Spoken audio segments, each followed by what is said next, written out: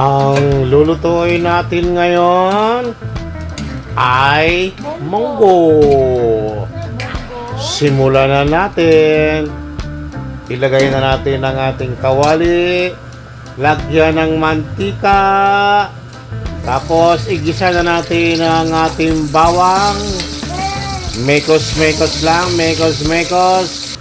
Isunod na natin ang ating sibuyas.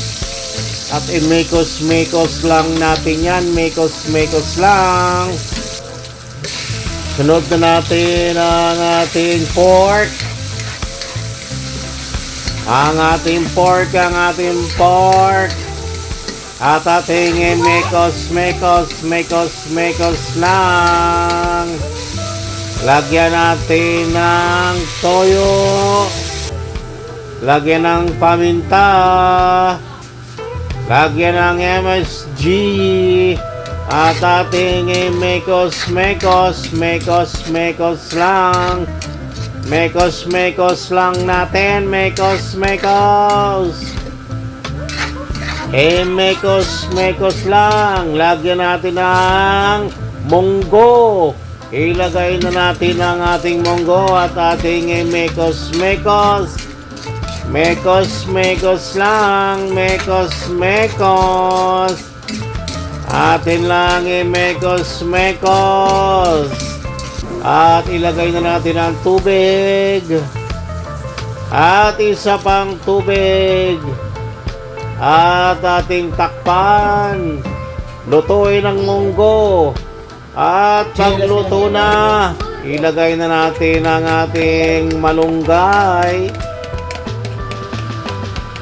Walang dahon ng ampalaya, kaya malunggay na lang ang ating ginamit. At i-mekos-mekos natin yan. I-mekos-mekos lang. Mekos-mekos. At ating takpan. Makaraan ng ilang araw. Okay, lagay na natin ang ating chicharon.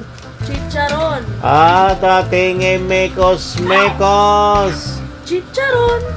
Mekos-mekos lang. I-mekos-mekos. I-mekos-mekos lang natin. At ating takpan. Pakuluin. At makaraan ng ilang araw. Ayan na. Luto na ang ating munggo. Atin ang hahanguin ang ating munggo. Ayan na. Sarap na niyan. Sarap na niyang ipare sa preto. Pretong... Ano bang preto? Pretong bangos. Pritong bangos. Oo, sarap yan sa pretong bangos. Ayan na po. Ayan na po ang ating finished product. Kaya't kain!